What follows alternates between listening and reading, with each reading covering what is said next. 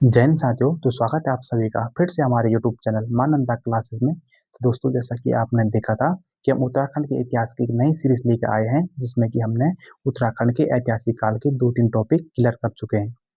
दोस्तों, जो इस वीडियो को पहली बार देख रहे हैं वो पहले जा करके पुरानी वीडियो को एक बार देख लें, जिससे कि उनको उत्तराखंड की एक अच्छी समझ हो जाए और उत्तराखंड के इतिहास को पढ़ने में एक सहूलियत मिल जाए।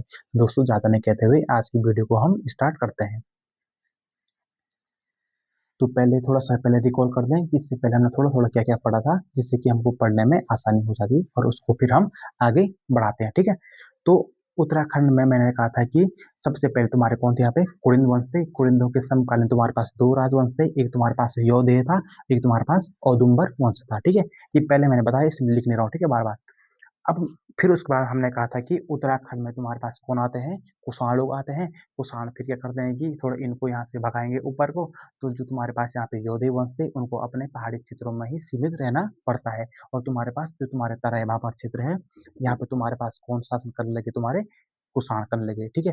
फिर मैंने कहा था कि जैसे तुम्हारे पास कुषाणों की शक्ति कम हो जाएगी, कुषाणोत्तर काल में तुम्हारे पास यहाँ पे छोटे छोटे राज्यों की यहाँ पे हो जाएगी, उत्पत्ति हो जाएगी, या उनका यहाँ पे उदय हो जाएगा। जिसमें से कि हमारे पास सबसे इंपॉर्टेंट एक तुमने लिखा होगा वर्षकोण्य राजवंश। क्या लिखा था? वर्षगोण्य राजवंश। ठीक है। वर्षगोण्य राजवंश में हमने दो चीजें पढ़ी थी। तो उसका सबसे प्रमुख राजा था तुम्हारे पास प्रतापी शासन था। कौन था तुम्हारे पास? सीलवर्मन था। ठीक है। जिसने कि यहाँ पे 4 अश्वमेध यज्ञ कराए थे, जिसकी यज्ञ वेदिका के साक्ष्य में कहाँ से मिलते हैं? बाड़ावाला के जगत ग्राम में, जो हमारे पास कहाँ पे है? देहरादून में। ठीक है। तो इससे थोड़ा थोड़ा आप पढ़ लेना इसको। और फिर हमने ये देखा था कि वर्षगोण्य राजवंश को तुम्हारे पास अब धीरे धीरे यहाँ पे तुम्हारे पास फिर कौन आएंगे तुम्हारे यहाँ पे? गुप्त काल आएंगे। गुप्त काल में से एक नाम मैंने कहा था कि समुद्रगुप्त कहा था। ठीक है। और समुद्रगुप्त जैसे यहाँ पे आते हैं, फिर उनको इनको अपने अधीन कर देंगे। ठीक हो गया। और उस टाइम पे मैंने कहा था यहाँ पे सबसे इंपॉर्टेंट एक तुम्हारे पास छगलेश वंश और एक तुम्हारे पास लाखा मंडल के इधर के कौन सा राजवंश चला था? यदुवंश। जिसमें कि हमने कहा था कि राजकुमार ईश्वर ने अपने पति चंद्रगुप्त की याद में लाखा मंडल में एक शिव मंदिर का निर्माण भी कराया था। ठीक है। तो यहाँ तक कि जितने भी हमने इससे पहले पढ़े थे वो थोड़ा आपको रिकॉल करा दिया मैंने। अब हमें देखना है कि वहां से आगे अब क्या होता है। ठीक है। जैसे तुम्हारे पास भारत में समुद्रगुप्त की मृत्यु हो जाएगी, जैसे तुम्हारे पास गुप्त शक्ति कम होती जाएगी, फिर हमको देखना है कि उत्तराखंड के इस भूभाग में कौन कौन से नए राजवंशों का उदय होता है। अब देखना है आपको, जैसे तुम्हारे पास गुप्त काल खत्म हो गया, तब आप एक वर्धन वंश देखेंगे। आप भारत में कौन सा वंश देखेंगे? वर्धन वंश। और वर्धन वंश में एक तुम्हारे पास सबसे महान शासक थे, जिन्होंने की पूरे भारत को क्या करा था? एक किया था। उनका नाम तुम्हारे पास है हर्षवर्धन। क्या है? हर्षवर्धन। और यही हर्षवर्धन, ठीक है, जो थानेश्वर थे, बाद में उन्होंने अपनी राजधानी थानेश्वर कहाँ ले गए? कन्नौज ले गए। ठीक है।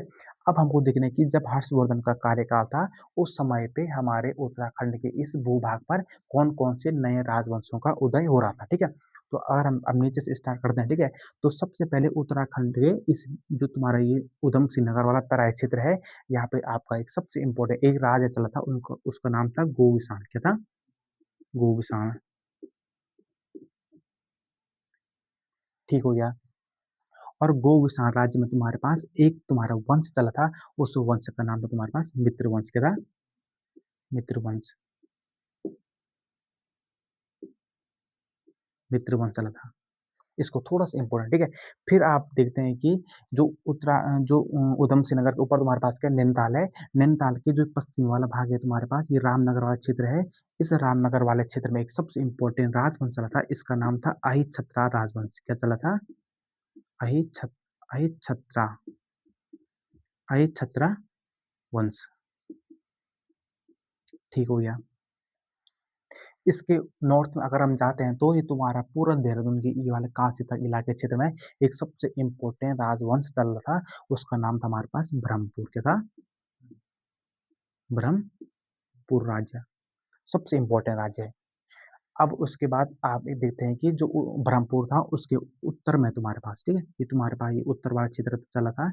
उसके उत्तर में यहाँ पे मानते हैं कि यहाँ पे एक सुवर्ण गोत्र नाम का वंश चला था। सुवर्ण गोत्र राजवंश का एक अलग से वंश चल रहा था। ठीक है। और सुवर्णपुत्र के यहाँ पे उत्तरी भाग में तुम्हारे पास एक और यहाँ पे राजवंश चला था, उसका नाम था तुम्हारे पास कल्याण वर्मन। कहते हैं, इतिहासकार मानते हैं कि जो तुम्हारे पास टीरी वाला क्षेत्र है ना, यहाँ पे तुम्हारा एक स्वतंत्र राजा शासन करता था, उसका नाम था तुम्हारे पास कल्याण वर्मन। क्या था? कल्याण वर्मन। ठीक हो गया। और कल्याण वर्मन, फिर हमने कहा था कि चमोली की जो तुम्हारे पास ये पहाड़ी वाला क्षेत्र है ना, ये जोशीमठ में, यहाँ पे तुम्हारे पास कुषाणों के समय पे तुम्हारे पास कौन सा वंश था, उसका नाम था हमारे पास करतपुर। क्या था? करतपुर। जिसके राजधानी तुम्हारी कहाँ थी? कार्तिकेयपुर। कार्तिकेयपुर, जिसको कि इतिहासकार आज के जो तुम्हारे पास जोशीमठ वाला क्षेत्र है ना, उसे मानते हैं। ठीक है। अब यहाँ पे जो तुम्हारे पास ऊपर वाला क्षेत्र था, ये हिमालय क्षेत्र, जो तुम्हारा भूटान वाला क्षेत्र था, यहाँ पे तुम्हारे पास अलग से तुम्हारे कौन थे? नागवंश के लोग काम कर रहे थे। जिसमें कि आप पढ़ते होंगे कि जो तुम्हारे पास त्रिशूल लेख मिला ना तुम्हारे पास गोपेश्वर में, जो तुम्हारे पास वहाँ पे मंदिर है गोपेश्वर का, उसके बगल पे आप देखोगे कि बहुत बड़ा त्रिशूल बना हुआ है, और उस पे तुम्हारे पास नाग वंश के राजाओं का नाम उल्लेखित है, जिसमें आप पढ़ते होंगे नागपति नाग हो गया, और स्कंद नाग हो गया, विभु नाग हो गया, अंशु नाग हो गया। तो उन राजाओं का नाम तुम्हारे पास कहाँ पे मिलता है? त्रिशूल अभिलेख में। तो वो तुम्हारे किस वंश के थे तुम्हारे पास? नाग वंश के थे। ठीक है। अब देखो यहाँ से क्या हुआ कि ब्रह्मपुर राजवंश हो गया तुम्हारे पास, सुवर्ण गोत्र हो गया, कल्याण वर्मन हो गया, नाग वंश हो गया। ठीक है। अब हमको ये देख, अब यहाँ पे तुम्हारे पास खस थे, जो तुम्हारी छोटी हुई चीज है। यहाँ पे तुम्हारे पास कौन थे? खस। यहाँ पे तुम्हारे पास अभी भी कौन राज कर रहे थे? खस लोग। क्योंकि मैंने कहा था कि पुरा जाति है वो, जैसे कोल आए, किरात आए, फिर कौन आए थे तुम्हारे पे? खस आए थे। तो मैंने कहा था कि खस शुरू से लेकर लास्ट तक तुम्हारे क्या करें यहाँ पे? शासन करें, कि तुम्हारे सबसे पुरा जाति है। ठीक है। अब यहाँ पे, अब इस आगे हमको देखना है। ठीक है। अब जो छोटे छोटे राज्य है ना, देखो इनके बारे में उतनी जानकारी नहीं है। ठीक है। जिसके बारे में थोड़ा थोड़ा जानकारी है उसके बारे में हम पढ़ लेंगे। लेकिन आज हमारा जो सबसे मेन टॉपिक होगा ब्रह्मपुर होगा। क्यों? क्योंकि देखो, वंश तो बहुत सारे थे ना उस टाइम, जैसे हम पढ़ते हैं कि भारत में महाजनपद थे, तो महाजनपद तो कितने थे तुम्हारे पास? 16 महाजनपद है ना। लेकिन हमको याद तो सारे रहते नहीं ना, जिसके बारे में हमको जानकारी ज्यादा मिलती है उसको पढ़ते हैं। जैसे हम वहाँ पढ़ते हैं तुम्हारे पास मगध राजवंश, महाजनपद पढ़ते हैं। तो वैसे यहाँ पे इतना सारे छोटे छोटे राजवंशों का उदय तो हो रहा था, लेकिन जो इसमें सबसे इम्पोर्टेंट है वो हमारे पास कौन सा है? आज का ब्रह्मपुर। और इसी ब्रह्मपुर को आज की क्लास में हमको क्लियर करना है। ठीक है। अब यहाँ पे जो छोटे छोटे हैं, थोड़ा जिससे थोड़ा हमारा अगर क्वेश्चन बन सकता है, उसको हम देख लेते हैं, जो इम्पोर्टेंट है। ठीक है। ठीक है, इसमें से है कल्याण वर्मन। पहले चलो हम पहले देते हैं सुवर्ण गोत्र। ठीक है। जो हमारे पास सुवर्ण गोत्र है, इस सुवर्ण गोत्र में हमको इम्पोर्टेंट इसलिए रखना है यहाँ पे। देखो, सुवर्ण का रिलेशन रखा तुमने किससे? सोने से। ठीक है। तो उस टाइम पे यहाँ पे मानते थे कि यहाँ पे सोने के उत्पादन होते थे। ठीक है। सोने का उत्पाद उत्पादक था ये वाला देश। ठीक है। कौन सा वाला? सुवर्ण गोत्र सबसे इंपॉर्टेंट है। ठीक है।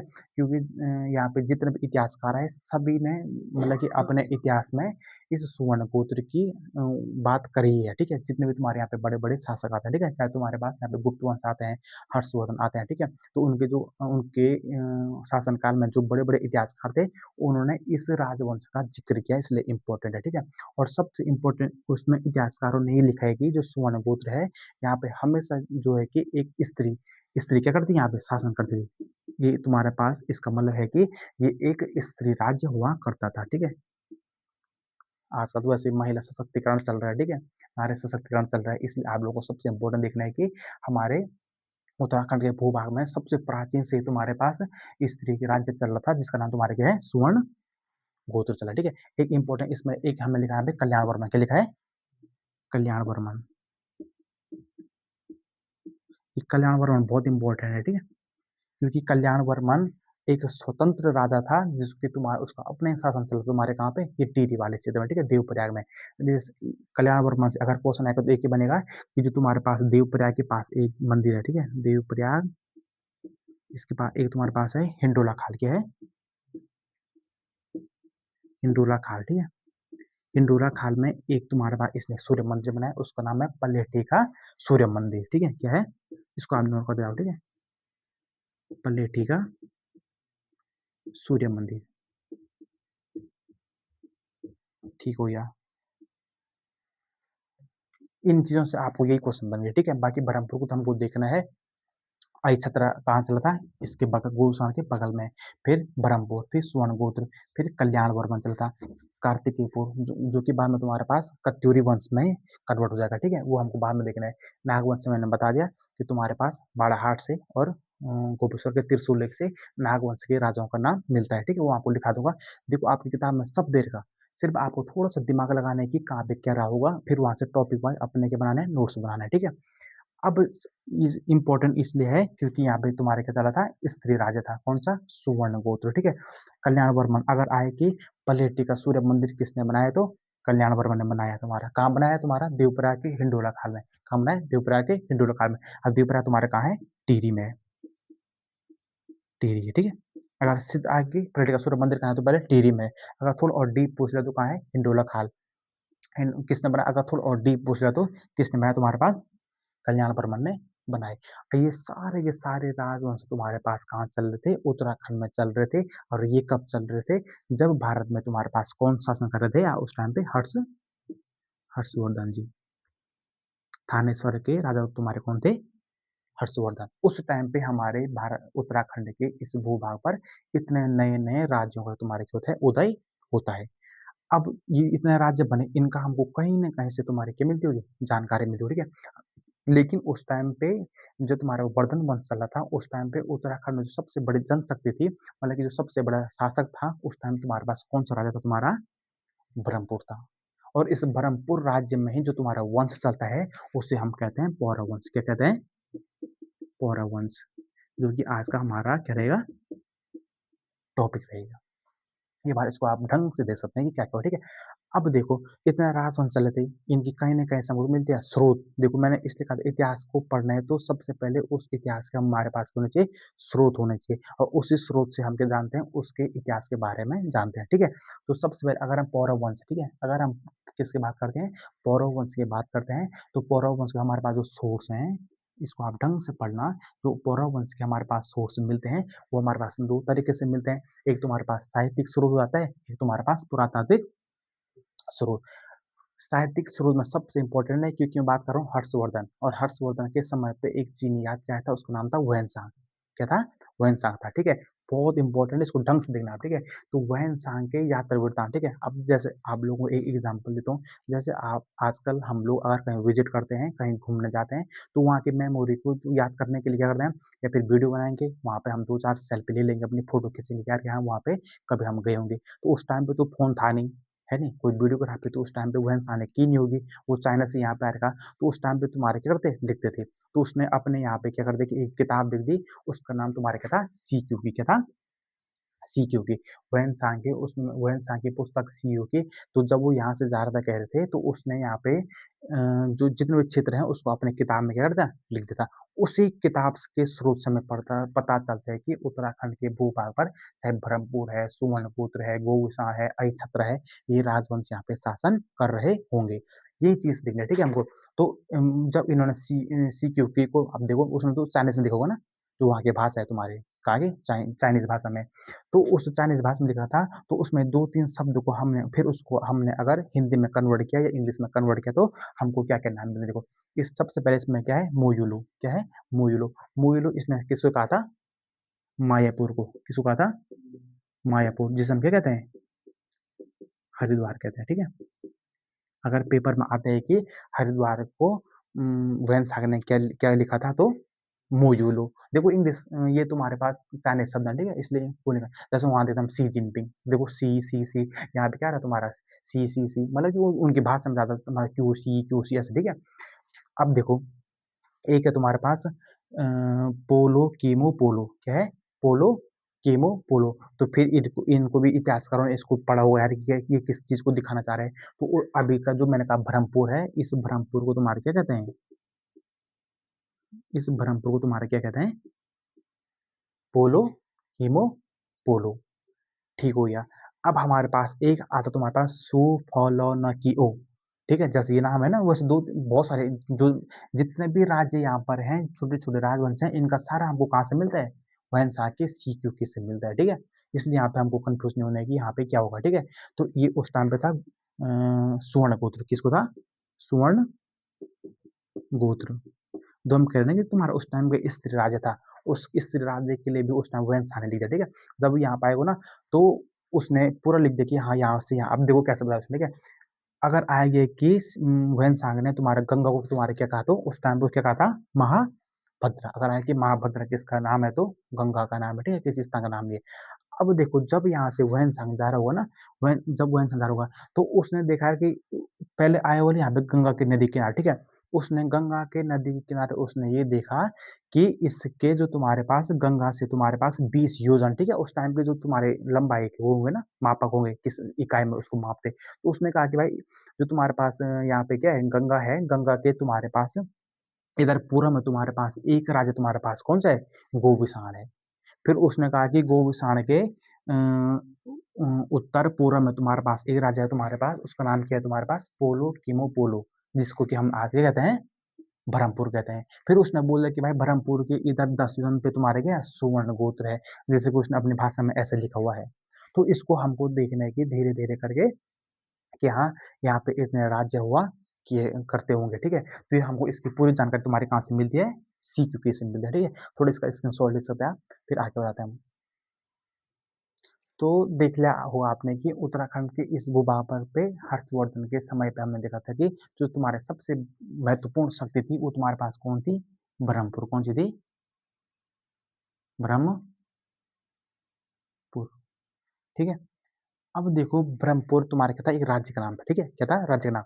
लेकिन उस ब्रह्मपुर पर सबसे शक्तिशाली राज्य था, उस पर तुम्हारे पास शासन करने वाली तुम्हारी जो शक्ति थी उसका नाम तुम्हारे पास क्या था, पौरव वंश। पौरव वंश कौन सा राज्य पे था, ब्रह्मपुर पे, ठीक है। तो सबसे हम स्रोत की बात करते हैं, स्रोत में अगर हम देखते हैं कि सबसे पहले हमारे पास स्रोत किसके थे, हमारे पास एक तुम्हारे पास साहित्यिक स्रोत,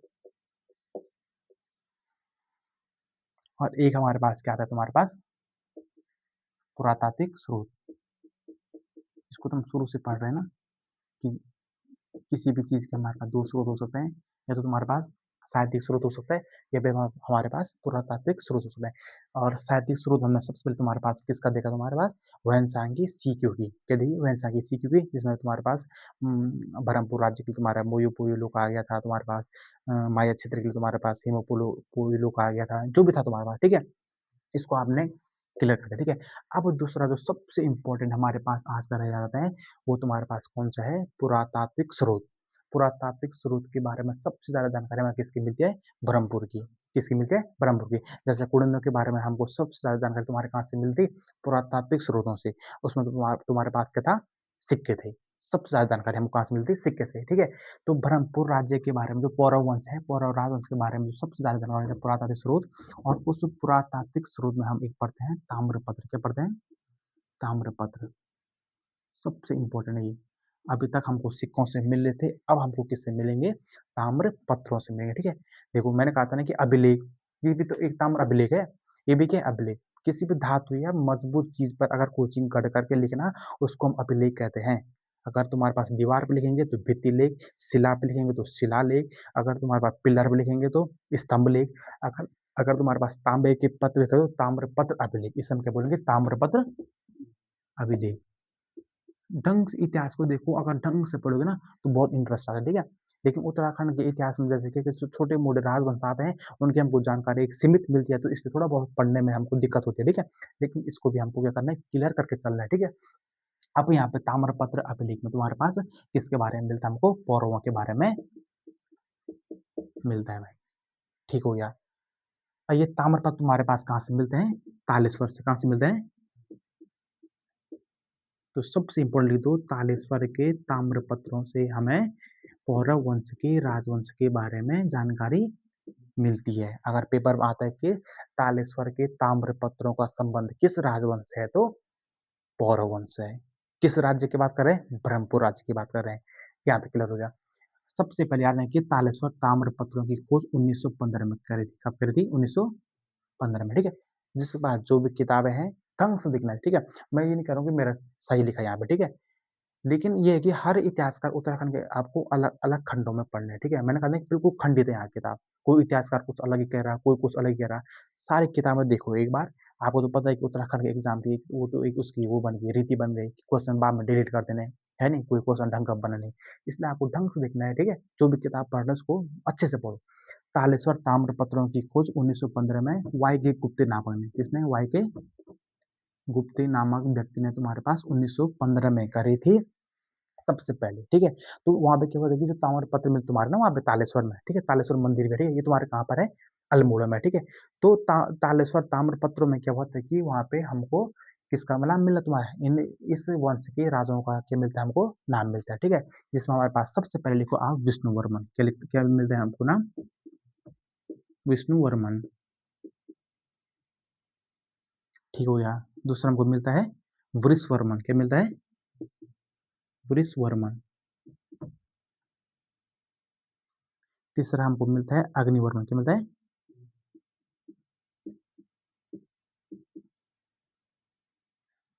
चौथा लिखो आप द्युतिवर्मन, क्या लिखो, द्युतिवर्मन। पांचवा आप लिखो विष्णुवर्मन द्वितीय, क्या लिखो, विष्णुवर्मन सेकेंड, ठीक हो गया। अगर आगे की तालेश्वर पत्र ताम्रपत्रों का ताम्रपत्र अभिलेखों का संबंध किससे है, तो किससे, पौरव वंश है, पौरव वंश का किससे संबंध है, ब्रह्मपुर राज्य से, ठीक है। इसकी खोज 1915 में वाई के गुप्त ने की थी, ठीक है। अब देखो ताले जो हमारे पास तालेश्वर ताम्रपत्र है उसमें हमारे पास इन राजाओं के क्या मिलते हैं, नाम मिलता है, ठीक है। अब पेपर में एक बार पूछ दिया था उन्होंने कि जो तुम्हारे पास ये तालेश्वर ताम्रपत्र है, देखो वो ताम्रपत्र है ना, तो उसमें किसी न किसी ने तो लिखा हुआ ना, किसी राजा ने, उस राजा का तो कोई ना कोई नाम होगा, वो नाम इन्हीं में से होगा। जैसा हम बिल करते हैं कि भाई पापा जी का नाम भी, फिर दादाजी का नाम कहीं ना कहीं हमारे यहाँ पे लिखा होगा ना। तो उस अगर पेपर में आएगा कि तालेश्वर ताम्रपत्र किस राजा का है, तो देखो अब विष्णु वर्मा तो हो नहीं सकता, क्योंकि मैं कह रहा हूँ कि तालेश्वर ताम्रपत्र में सबके नाम मिल जाए, क्या मिलते हैं, सबके नाम मिलते हैं। लेकिन उस सबका नाम अब देखो विष्णु वर्मन है, इसका अगर बेटा अगर वृष वर्मन हो भी गया, नाती अग्निवर्मन हो भी गया, तो उसको पता क्या है कि मेरे भाई पर नाती ये होंगे, तो ये तो इन नाम को लिख नहीं सकता ना। वैसे इसके साथ भी तुम्हारे ये है, फिर हम मानते हैं कि भाई अग्निवर्मन भी हो सकता है, तो अग्निवर्मन कैसे लिख सकता है, वृषवर्मन, क्योंकि उसका पुत्र जो तुम्हारा विष्णुवर्मन होगा वो उस टाइम पे गद्दी पे थोड़े बैठेगा, है नहीं। तो हम एक ऐसे इसमें से दिमाग लगाना है, ऐसे राजा को चुनना है जिसके अपने पूर्वजों को भी लिख सकता है और अपने आने वाले संतान का भी अपने राज्य अभिषेक में नाम लिख सकता है। तो तुम्हारा कौन हो सकता है, द्युतिवर्मन, क्यों, क्योंकि अपने पापा के पापा दादा का नाम तो वो लिख ही सकता है, उनका नाम उसको पता होगा, लेकिन क्या पता उसने अपने पुत्र को गद्दी पर बैठा देगा, उसको राजा बना देगा, और उस ताम्रपत्र भी इनका क्या कर देगा तुम्हारे ऐसे नाम लिख देगा तुम्हारे पास, विष्णुवर्मन, वृषवर्मन, अग्निवर्मन, द्युतिवर्मन और विष्णुवर्मन। तो याद रखना है कि तालेश्वर ताम्रपत्र जो है किसके हैं तुम्हारे पास, द्युतिवर्मन के, किसके हैं, द्युतिवर्मन के। इसको आप एक उसमें नोट कर दो कि तालेश्वर ताम्रपत्र तुम्हारे पास द्युतिवर्मन के मिले हैं, मतलब किसको किसने लिखा होगा उसको, द्युतिवर्मन ने, ठीक है। अब इसमें एक सबसे इम्पोर्टेंट है, देखो है, इसमें एक सबसे इम्पोर्टेंट है जो तुम्हारे पास ये द्युतिवर्मन है ना, द्युतिवर्मन अग्निवर्मन से जो अंतिम के तीन है, इन्होंने अपने नाम के पीछे एक उपाधि दी, उसको बोलते हैं, इनको परम भट्टारक महाराजाधिराज, क्या बोलते हैं, परम भट्टारक महाराजाधिराज,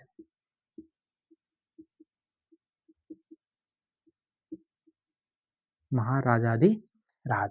अगर आएगी कि परम भट्टारक महाराजाधिराज की उपाधि किसने धारण की, तो अग्निवर्मन ने, द्युतिवर्मन और विष्णुवर्मन ने। ऐसा में देखो अब कोई बड़ा हमारे ऊपर से कोई शासन कर रहा है तब हम अपना नाम कभी नहीं रख सकते, ठीक है। तो इससे आप लोग ये चीज रिलेट कर सकते हैं कि जब जो शुरुआती राजा रहे होंगे वो तुम्हारे पास किसके समखाने रहेंगे या किसके अंडर में कार्य करेंगे, हर्षवर्धन के। और जैसे हर्षवर्धन की मृत्यु हो जाती है तो हर्षवर्धन की मृत्यु के बाद ये खुद को स्वतंत्र राजा घोषित करते हैं और अपने नाम के आगे तुम्हारे पास क्या करते हैं, परम भट्टारक महाराजाधि राज की उपाधि धारण करते हैं, ठीक है। इतना यहाँ से क्लियर हो गया, कहाँ से मिले, क्या मिले, कौन कौन नाम मिले, वो यहाँ पे क्लियर हो गया, ठीक है। अब देखो, अब इसमें क्या था कि सबसे पहले जो तुम्हारे पास ये राजा राजा थे, तो इसमें सबसे पहले अगर आए कि तुम्हारे कहते वंशानुगत थे, कहते वंशानुगत, वंशानुगत इसलिए कह रहा हूँ क्योंकि इससे पहले के जो राजा मिले हम, मतलब कि जो हमको मिले थे ना कुलिंद वंश में, अमोभूति, वहाँ पे हमको अलग अलग मिल रहे थे, 8 राजाओं के नाम मिले थे। तो वो उसमें ये नहीं था कि उनका पूरा वंश नहीं था सीक्वेंस, ठीक है, जो राजा आया फिर कोई दूसरा आया, तीसरा आया, इसमें ऐसा नहीं है। इसमें क्या है, वंशानुगत है, पहले पहले ये था, फिर इसका पुत्र, फिर इसके नीचे इसका पुत्र रहा राजा, फिर इसका पुत्र रहा, मतलब कि एक वंश के क्रमानुसार चल रहा है, इसलिए इसको कहते हैं वंशानुगत राजवंश। कैसे किसे कहेंगे हम, पौरव राजवंश को कहेंगे, ठीक है। अब यहाँ पे क्या देखना है कि इतना क्लियर हो गया, ठीक है। अब सबसे बड़ा तुम्हारा इसमें क्या, तुम्हारा राजतंत्र क्या था, ये राजतंत्र। अब देखो वंशानुगत तो राजतंत्र हुआ, क्योंकि लोकतंत्र में तो चुनाव कराना पड़ता है ना। तो पहले के हमारे जितने भी तुम्हारे राजवंश थे, तुम्हारे क्या थे, राजतंत्रात्मक थे, ठीक है। और राजतंत्र में जो सबसे बड़ा स्रोत था उसको कहते हैं हम राजा, क्या कहते हैं, राजा को। अब किसी देखो किसी भी देश को चलाने के लिए तुम्हारा क्या होता है, राजस्व होना चाहिए ना, तभी तो देश का पैसा आएगा। तो और राजस्व आएगा तुम्हारे पास, तो अगर आएगी पौरव वंश में, जो तुम्हारे पास राजस्व की जो सबसे बड़ी इकाई थी, बल्कि जहां से हमको सबसे ज्यादा क्या था, तुम्हारा रेवेन्यू कलेक्ट होता था, वो तुम्हारे पास क्या था, भूमि से आने वाला कर या भूमि से आने वाला राजस्व, ठीक हो गया। और भूमि कर हो गया, और दूसरा तुम्हारा क्या था, व्यापार कर, और तीसरा तुम्हारा क्या था, धार्मिक कर। और याद रखने की भूमि कर को उस टाइम बोल तुम्हारे पास क्या बोलते, भाग कर, क्या बोलते हैं, भाग कर। देखो एक क्वेश्चन सीधा जाएगा कि भाग कर का संबंध किससे है, उसमें देखा तुम्हारा भूमि कर या तुम्हारा धार्मिक कर या तुम्हारे पास कोई सा भी कर दे देगा, तो किससे संबंध है तुम्हारे पास, भाग कर से, ठीक हो गया। व्यापार कर तुम्हारा है, इसको बोलते उस नाम पे भोग कर, क्या बोलते, भोग कर। जैसे अगर आप कहीं से व्यापार कर रहे हैं, चाहे तुम आयात कर रहे हैं चाहे निर्यात कर रहे हैं, तो आपको एक टैक्स देना पड़ता था व्यापार के लिए, उसको हम क्या बोलते, वो कर। अब धार्मिक कर सबसे इंपॉर्टेंट है, इसको बोलते हैं बलि कर, क्या कहते हैं, बलि कर। अगर आएगी बलि क्या है, सिंपल क्वेश्चन आएगा, बलि क्या है, तो बलि क्या है, कर है, क्या है, कर है, कैसा कर है, धार्मिक कर है। भाई इतना चीज यहाँ पे देखना है हमको, ठीक है।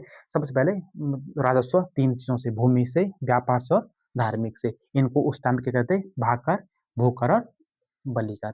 और उस टाइम पे तुम्हारे पास जो भूमि थी ना, जैसे आज आप लोग गांव में देखते होंगे, हर भूमि पर तुम्हारी क्या नहीं होती है, अनाज नहीं होते हैं ना, तो मतलब कोई सिंचित होती है, कोई असिंचित होती है, ठीक है। तो उस टाइम पे तुम्हारे पास भी, उस टाइम पे भी तुम्हारे पास भूमि कितने प्रकार की थी, 2 प्रकार की। कौन कौन थी, केदार भूमि, केदार भूमि और सारे भूमि। जो तुम्हारे पास सिंचित भूमि थी, क्या थी, सिंचित भूमि, उसको हम कहते थे केदार भूमि। और जो तुम्हारे पास असिंचित भूमि थी, असिंचित भूमि, उससे हम क्या कहते थे, सारी भूमि कहते थे। सबसे इंपॉर्टेंट, ठीक है। इसमें थोड़ा एक चीज नोट कर देना, जो तुम्हारे पास ब्रह्मपुर राजवंश में जो तुम्हारे पास तालेश्वर ताम्रपत्र मिले हैं, सबसे इंपॉर्टेंट है, संस्कृत भाषा में लिखित पहला अभिलेख तुम्हारे पास कौन सा है, तालेश्वर ताम्रपत्र है, सबसे इंपॉर्टेंट है संस्कृत भाषा में, ठीक है। अब ये मत बोलना कि सबसे पहले हमने कुडिन वंश पढ़ा था, कुडिन वंश के तुम्हारे पास मुद्रा लेख मिले, वो तुम्हारे पास ब्रह्म लिपि के मिले, ठीक है। ये बहुत इंपॉर्टेंट है, क्योंकि ब्रह्म लिपि में जरूर नहीं है कि तुम सिर्फ संस्कृत लिखेंगे, ठीक है। ब्रह्म लिपि में तुम्हारे पास प्राकृत और उर्दू लिखा, ठीक है। तो जो तुम्हारे पास कुडिंद कुडिंद वंश थे ना, कुडिंद राजवंश, उनके तुम्हारे पास जो ताम्र लेख मिले, वो तुम्हारे पास ब्रह्म लिपि के थे, लेकिन खरोष्ट लिपि और ब्रह्म लिपि में रखा था ना। लेकिन तुम्हारे पास कौन सी भाषा का थे, प्राकृत, कौन सी भाषा का थे, प्राकृत भाषा का थे। अगर आके संस्कृत भाषा में जो तुम्हारा पहला स्रोत मिला तुम्हारे पास, कौन सा मिला तुम्हारे पास, तालेश्वर के ताम्रपत्र मिलते हैं। सबसे इंपॉर्टेंट क्वेश्चन, ठीक है। संस्कृत भाषा का पहला, उत्तराखंड में संस्कृत भाषा में लिखा जाने वाला पहला अभिलेख तुम्हारा कौन सा है, तालेश्वर के ताम्रपत्र अभिलेख है, ठीक है। थोड़ा इसका स्क्रीनशॉट ले लो, फिर आगे बताता हूँ। तो इसमें आपने देखा था कि ब्रह्मपुर में तुम्हारे पास, जो तुम्हारे पास पौरव वंश था, उसमें तुम्हारे पास भूमि जो राजस्व था, कितने प्रकार तुम्हारे पास, 3 प्रकार से हमको क्या मिलता, राजस्व मिलता था, ठीक है। एक हमने कहा कि भूमि से मिलने वाला भाग कर हो गया तुम्हारे पास, और वहाँ पे जो व्यापार से तुम्हारा भोग कर, और तुम्हारे पास जो धार्मिक कर था, उसके लिए तुम्हारे पास होगा बलि कर, ठीक है। अब हमको देखने की थोड़ा पौर वंश का जो लास्ट चैप्टर हमारे पास, वो तुम्हारे पास क्या है, पौर वंश का शासन प्रशासन। देखो धीरे धीरे क्यों हो रहा है कि भाषा का विकास हो रहा है, डेवलप हो रहा है। अब ताम्रपत्र अभी तक तुम्हारा सिर्फ कहाँ लिख रहे थे, सिक्कों पर लिख रहे थे, अब बड़े बड़े तांबे के उस पर लिख रहे थे, इसलिए हमको वहां से थोड़ा सी मिलती है, जानकारी अधिक मिलती है, ठीक है। क्योंकि वो तुम्हारे पास जो अभिलेख मिलते हैं, वो तुम्हारे पास क्या मिलते हैं, ताम्र अभिलेख मिलते हैं, ठीक है। अब यहाँ पे देखो, बौरव जो शासन प्रशासन था, जो सबसे बड़ी इकाई थी, वो तुम्हारे पास कौन सी थी, देश थी। जैसे अभी हमारे पास क्या है, देश है, देश के बाद हमारे क्या है, राज्य है। राज्य तुम्हारे पास किस में है, जिलों में। जिला फिर तुम्हारे पास उपखंड, उप जिला जैसे हम तहसील कहते हैं, ठीक है। तहसील के बाद तुम्हारे पास अब छोटे सब छोटी इकाई तुम्हारे पास गाँव में क्या होती है, और हमारे पास गाँव होती है, ठीक है।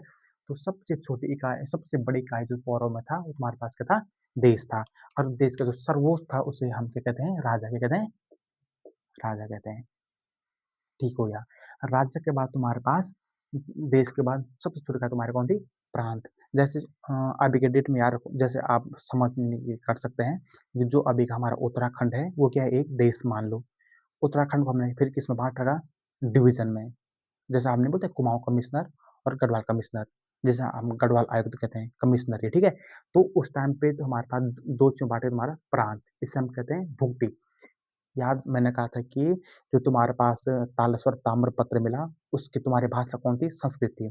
तो उस टाइम पे याद रखना कि अगर राजा संस्कृत में लिख रहा तो मतलब वहाँ की जो तुम्हारी राजभाषा होगी तुम्हारी क्या होगी, संस्कृत होगी।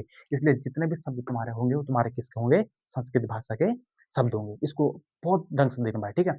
फिर हम देखते हैं कि प्रांत, प्रांत को हम क्या बोलते हैं संस्कृत में, भुक्ति, ठीक है। और इसका मालिक हुआ करता उसे कहते हैं ऊपरी, क्या कहते हैं, ऊपरी। एग्जाम्पल के लिए मैंने कहा ना, सबसे पहले जैसे हम, जैसे उत्तराखंड एक देश है, उसका राजा तुम्हारा कौन है, अभी हमारे पास राज्यपाल है, ठीक है। फिर हम उसको हम किससे बांटते हैं, कुमाऊं मंडल और गढ़वाल मंडल। गढ़वाल मंडल में तुम्हारे पास 7 जिले हैं और वहाँ तुम्हारे पास कितने हैं, 6 जिले हैं, ठीक है। तो वहाँ हम कह सकते हैं कि जो तुम्हारे पास, इससे पहले दीपक रावत जी का नाम सबने सुना होगा, जो अच्छी वीडियो बनाते हैं, फेमस भी हैं वो लोग, हो गए हैं। तो तुम्हारे क्या थे, कुमाऊं कमिश्नर थे, ठीक है। तो उस टाइम पे तुम्हारे कमिश्नर को क्या कहते थे, ऊपरी। आप यहाँ लिखते, मतलब कि जो प्रांत है अभी का तुम्हारा, हम इसे कहते हैं कमिश्नर, क्या कह सकते हैं, कमिश्नरी, ठीक है। अब देखो, प्रांत, प्रांत के बाद तुम्हारा क्या वाला, जिला। जिला को संस्कृत में हम कहते हैं विषय, क्या कहते हैं, विषय का, ठीक है। और विषय का मतलब कि एक जिले का सबसे बड़ा जो सर्वोच्च अधिकारी होगा उसको हम कहते हैं विषयपति, क्या कहते हैं, विषयपति। ठीक हो गया। फिर तुम्हारे क्या था, जिले के बाद हमारे पास जिला आता है। फिर बहुत बार आते हैं तुम्हारे पास की विषय किसे कहते थे वाले, मतलब कि मतलब कि जो तुम्हारे पास पौरव वंश था उस टाइम पे जो विषय था, विषय किसे कहते थे, तो किसे कहते थे, जिले को। ठीक हो गया। फिर तुम्हारे पास क्या था, तहसील। तहसील को क्या बोलते हैं हम, पाठक। इसको बोलते हैं पाठक पति, क्या कहते हैं, पाठक पति। जैसे आज की डेट में हम जिला है तो जिले का तुम्हारा कौन है, जिलाधिकारी है, डीएम है। अभी का हमारा तहसील, हम क्या कहते हैं, तहसीलदार है, ये एसडीएम है। तो उस टाइम को उसको कहते हैं पाठक पति, क्या कहते थे, पाठक पति। और सबसे छोटी काय तुम्हारी कौन थी, शासन प्रशासन, प्रशासन की ग्राम थी। और ग्राम को क्या कहते हैं संस्कृत में, ग्रामक्स पटलिक, ग्रामक्स पटलिक कहते थे। और इसके जैसे हमारे पास आज गांव में कहते हैं मुखिया होता है, तो ये गांव के मुखिया को उस टाइम क्या कहते थे, पौरव वंश में मेहतर कहते थे, क्या कहते हैं, मेहतर। अब हमको देखना है, ये तो हमने प्रशासन देख लिया। अब हम थोड़ा देखते हैं कि उस टाइम का शासन कैसा था, ये शासन है, ये प्रशासन है, ठीक है। अब सबसे पहले तुम्हारा कौन था, राजा। फिर तुम्हारे उसके नीचे कौन है, अमात्य।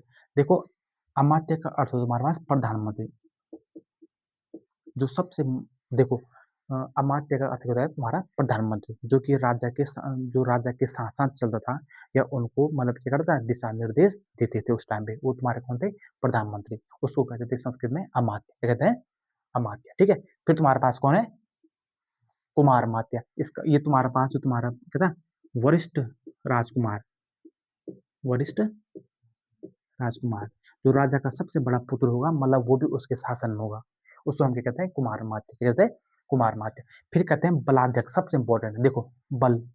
बल का मतलब होता है तुम्हारे पास फोर्स, क्या होता है, फोर्स। फोर्स मतलब हमारी क्या है, सेना है। और उसका अध्यक्ष, सेना का अध्यक्ष क्यों होगा, सेनापति, क्यों होगा, सेनापति। ठीक हो गया। अगर आ गया कि पौरव वंश के समय पे बलाध्यक्ष, बालाध्यक्ष नहीं बलाध्यक्ष, मतलब कि बल का अध्यक्ष, जिसका क्या है तुम्हारे सेना है, उसे क्या कहते हैं हम, सेनापति कहते हैं। फिर तुम्हारे पास ये दो सारे इंपॉर्टेंट है, एक है तुम्हारे पास परमतार। परमतार कहते हैं आपका भूमि मापन अधिकारी को, जो अभी हमारे गाँव में कौन करता है, पटवारी लेवल का अधिकारी करता है, ठीक है। ठीक हो गया। फिर तुम्हारे पास है शुभकारपति, क्या है, शुभकारपति। ये करता है तुम्हारे पास भोजन विभाग अध्यक्ष को देखता है, ठीक है। मतलब कितना भोजन कितना बनेगा, इतना। अब देखो इतना बड़ा राजा है, अब जैसे आप देख लो आगे, जैसे राष्ट्रपति भवन है या फिर तुम्हारे पास क्या है संसद भवन है, तो वहाँ इतने सारे लोग बैठे हैं, तो उनके लिए तुम्हारे मैस का खाना क्या बनाना, पीना क्या बनाना, वो सारा तुम्हारा कौन देखता था उस टाइम पे? भोजन का विभागाध्यक्ष, इसे कहते हैं हम सुपकारपति। फिर तुम्हारे पास एक है द्विवारीपति, क्या है? द्विवारीपति। द्विवारीपति उस टाइम पे लेखक वर्ग का क्या था? अध्यक्ष। अब धीरे धीरे जो है लेखक भी तो उग रहे हैं राजवंशों में, क्योंकि ताम्रपत्र अभिलेख है, ताम्रपत्र, तांबे में एक पत्र लिख रहे हैं वो लोग, इतने बड़ी चीज देखो, इतने जितने भी हम शासन प्रशासन पढ़ अभी तक क्यों नहीं पढ़ रहे? क्योंकि उसको हमको कहीं लिखित रूप नहीं मिलता था। अब हमको क्या हो रहा है कि उसके पूरा शासन प्रशासन का पूरा ढांचा कैसे था उस टाइम का, वो हमें पता चल रहा है। उसको कोई ना कोई लेखक, राजा तो लिख नहीं रहा होगा ना, उससे कौन लिख रहा होगा? कोई ना कोई लेखक लिख रहा होगा। और उस लेखक के तुम्हारा अध्यक्ष कौन, तुम्हारा कौन था? द्विवारी पति। अब एक सबसे इंपॉर्टेंट तुम्हारे पास कार्य कौन है? कार्य, जो कि मतलब कि राजा को तुम्हारे क्या पता था? सूचना। अब जैसे ये राजा है, और राजा तो अपने राजधानी बैठेगा ना, है नहीं? अब जैसे यहाँ पर एक छोटा सा राज्य का एक छोटा सा क्या भाग है, आज के डेट में तुम सीधा क्या करेंगे? यहाँ पे फोन करेंगे, मेल करेंगे, कुछ भी करेंगे। उस टाइम पे कुछ था नहीं, तो उस टाइम क्या होता कि यहाँ से यहाँ तुम्हारे सूचना पहुंचाने वाले क्या थे? गुप्तचर थे। उस समय क्या कहते थे? कारगिक, क्या कहते थे? कारगिक, ठीक है। और एक चीज इसमें याद रखना कि एक तुम्हारे पास चारिक है, एक तुम्हारे पास क्या है? कुलचारिक, ठीक है। ये तुम्हारे पास टैक्स कलेक्ट करने वाले के थे? सैनिक थे, ठीक है। जैसे अभी लोग, जैसे आप लोग टैक्स देते हैं ना, जैसे इनकम टैक्स विभाग हो गया, इंस्पेक्टर हो गया तुम्हारे पास, जो तुम्हारे पास क्या करते हैं? टैक्स करते हैं, ठीक है, कलेक्ट करते हैं। और या फिर तुम्हारे पास क्या हो गया? तुम्हारे पास जो चार्टर अकाउंटेंट होते हैं तुम्हारे पास, ठीक है, सी है, सी होते हैं, जो कि तुम्हारा क्या करते हैं? ऑडिट करते हैं, किसी भी कंपनी हो या किसी भी देश का क्या करते हैं? ऑडिट करते हैं, ठीक है। तो उस टाइम पे क्या होता था कि एक सैनिक के लिए क्या दिया जाता है कि भाई उस क्षेत्र में तुम करो, टैक्स को कलेक्ट करो, फिर अपने राजस्व को बढ़ाओ। तो उस उनको कहते हैं तुम्हारे पास चारिक और कुलचारिक। तो आज आपने ढंग से देख लो कि पौरव वंश के बारे में हमको क्या क्या जानकारी मिली, तालेश्वर ताम्रपत्रों में कौन कौन से थे, जिसमें हमने कहा द्युति वर्मा का तुम्हारे पास ताम्रपत्र मिला, जिसमें कि उस वंश के 5 राजाओं के हमको नाम मिलते हैं। अभी हमने देखा कि पौरव वंश का शासन और प्रशासन। अब इस आगे हमको देखना है कि अब हमारा देखना है कि जैसे कैसे करके यहाँ पे कत्यूरी वंश का उदय होता है, और कार्तिकेय पूर्व का कत्यूरी वंश हमको अलग पढ़ना पड़ता है, और जोशीमठ का और कत्यूर घाटी का कुमाऊं का अलग पढ़ना पड़ता है, ठीक है। तो इसको हम कल की क्लास में आगे करेंगे। तो आई होप आप लोगों को क्लास अच्छी लगी होगी। अगर अच्छी लगी तो लाइक शेयर और सब्सक्राइब करें, और क्लास को शेयर भी करें अपने दोस्तों तक, जिससे कि उनको भी इस क्लास के बारे में पता चले कि हम उत्तराखंड की एक सीरीज को नए सिरे से क्या कर रहे हैं, स्टार्ट कर रहे हैं, ठीक है। तो बाकी आज के लिए इतना ही। जय हिंद।